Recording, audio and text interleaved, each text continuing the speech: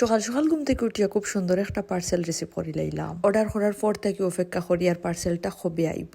এদিকে parcel receive করিয়া তাড়াতাড়ি করে রেডি হইয়া বারোই গেলাম খুব দরকারি একটা কাজে। বাইরে থেকে আওয়ার পরেও লাগছে তাড়াহুড়া, সময় একবারেও নাই। তাড়াহুড়া করি একটু ইফতারও রেডি করে লাইলাম। আসসালামু আলাইকুম, হ্যালো এভরিওয়ান, কি অবস্থা সবর? আশা করি ভালো আছেন, আমি আল্লাহর রহমতে ভালো আছি। প্রথমে সবরে ওয়েলকাম জানাই আর আমার পেজ এবং নতুন একটা ডেইলি ব্লগ যে যেখান থেকে আমার আজকের এই ব্লগটা দেখা শুরু করছেন সবরে অসংখ্য ধন্যবাদ। আর আমার পেজও নতুন হইয়া থাকলে অবশ্যই আমার ব্লগিং পেজ সাবরিনাস লাইফস্টাইল পেজও একটা ফলো দিয়ে রাখবা নতুন নতুন ব্লগ দেখার লাগে। আর যারা এই ব্লগটা ইউটিউব থেকে দেখরা তারা অবশ্যই চ্যানেলটা সাবস্ক্রাইব করে দিবা। সকালে ঘুম থেকে উঠিয়া খুব সুন্দর একটা পার্সেল রিসিভ করছি। এই জামাইগুন অর্ডার দেওয়ার পর থেকে আমার আর সময় যান না।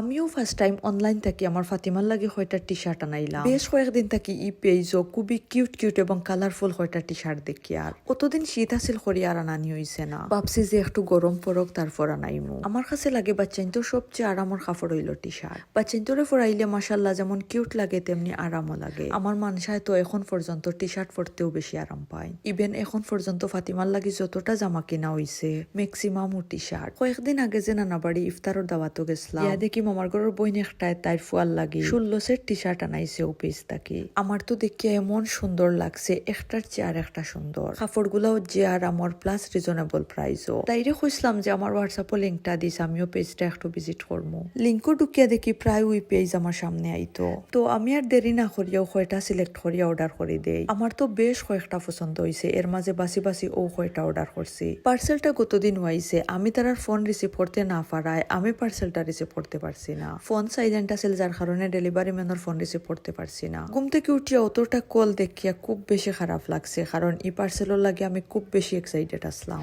ফাইনালি আজকে সকালে পার্সেলটা আতো পাইয়া খুব বেশি খুশি হয়েছি। আর মাশাল্লাহ জামাইগুন সত্যি যে কিউট। এমনি সময় দৌড়ে যায় কি, কিন্তু কিছু অর্ডার করার পর আর সময় যায় না। ও যেমন সকালে ঘুম থেকে উঠিয়া আর দিশা পাই না, ঘুম থেকে উঠিয়া কিতা করতাম না করতাম ও ডিসিশন লইতে লইতেও 1-1.5 ঘন্টা যায় গে। খুব জরুরি একটা দরকারে আমার বারণি লাগবো। গত 2 দিন থেকে তারিখ করি আর কিন্তু ঘুম থেকে উঠিয়ালে আর বালা লাগে না। আবার কোনো দায়িত্ব খান্দ লইয়া বই থাকতেও বালা লাগে না। আমারে মোটামুটি বড় একটা দায়িত্ব দেওয়া হয়েছিল, আলহামদুলিল্লাহ আজকে দায়িত্বটা পালন করে লাইছি। ও পাক্কা শান্তি লাগে।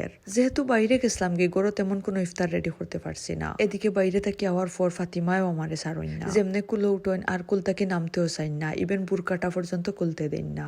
আজকেও সেম অবস্থা, যেমনে কুলো উঠছেন আর নামরা না। এদিকে প্রায় 5:30 হয়ে গেছে, মাত্র আধা ঘন্টা বাকি। এর মাঝে কোনো ইফতার রেডি করাও সম্ভব নয়। আমি চটপট করে গড় কিছু ফ্রুটস আসছিল গুণ খাটি লাইলাম। বাজার থেকে আইতে কয়টা সিঙ্গারা আনছিলাম। সিঙ্গারাই গুণ একবারে গরম আছিল, মাত্র চুলা তাকিলা মানি হয়েছে। 2টা কিরা খাটি লাইলাম সিঙ্গারা দিয়া খাওয়ার লাগে। আর চটপট করে একটু শরবত গুলাই লাইলাম। আর তো আছিল আজকের ইফতার। আলহামদুলিল্লাহ